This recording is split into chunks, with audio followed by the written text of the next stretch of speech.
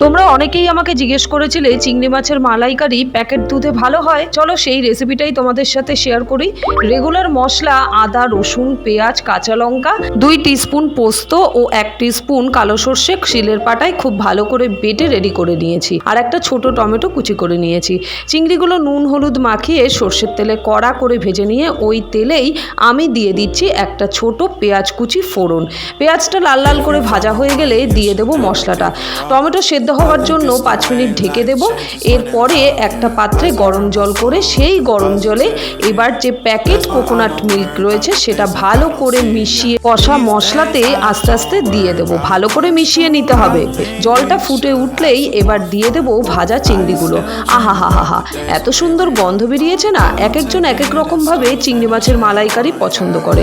আমি এভাবেই করি। নামানোর সময় গরম মশলা ও ধনেপাতা দিয়ে গরম ভাতে সার্ভ করে দাও। সাবস্ক্রাইব।